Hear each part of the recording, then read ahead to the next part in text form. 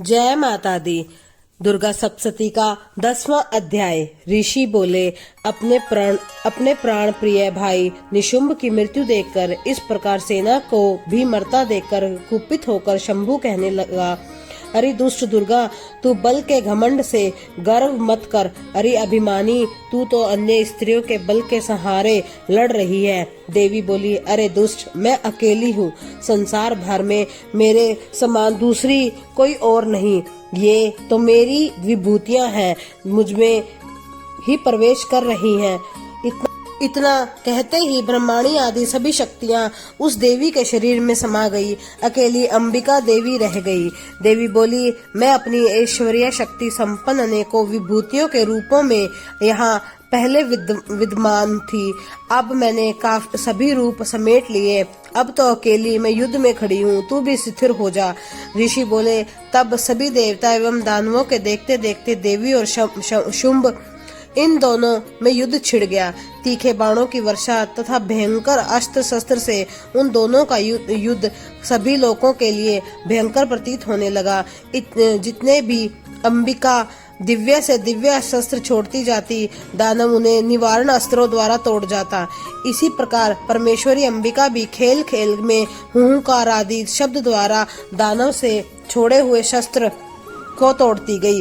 तदंतर असुर ने सैकड़ों बाणों से देवी को आच्छादित कर दिया। तब देवी ने भी कुपित होकर बाणों द्वारा उसका धनुष काट दिया। धनुष के टूट जाने पर दैत्येंद्र ने हाथ से शक्ति उठा ली।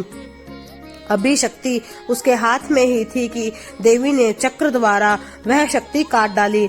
तब दैत्यराज ने तलवार तथा 100 चंद्रमा वाली ढाल लेकर देवी पर आक्रमण किया। देवी ने तलवार और सूर्य जैसी चमचमाती ढाल को अपने धनुष से छोड़े हुए तीखे बाणों से तुरंत काट दिया। रथ से घोड़े सारथी को भी मार दिया। धनुष तो पहले ही कट चुका था। तब तो भयंकर मगंदर लेकर अंबिका को मारने के लिए असुर अदत्त हो गया।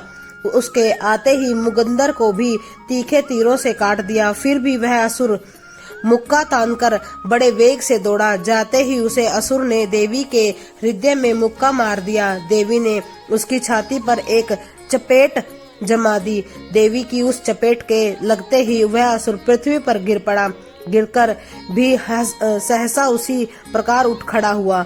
तब उछलकर देवी को उठा आकाश में स्थिर हो गया। वहां भी निराधार होकर वह चंडिका देवी के साथ युद्ध करने लगा। आकाश में उस समय असुर और चंडिका का आपस में घोर युद्ध हो रहा था। वह युद्ध पहल सिद्ध मुनियों का विश्व कारक था। अब अंबिका ने उसके साथ देर तक युद्ध करते करते असुर को उठा लिया और उसे पृथ्वी पर पटक दिया। देवी द्वारा पटका हुआ वह पृथ्वी पर आकर खड़ा हो गया। मुक्का तानकर वह दुष्ट देवी को मारने की इच्छा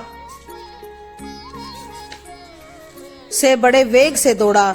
तब उस असुर राज को आते देखकर देवी ने उसकी छाती में त्रिशूल घोंप दिया और पृथ्वी पर गिरा दिया। देवी के शूल के शत विक्षत होने पृथ्वी पर पड़ते ही उसके प्राण निकल गए।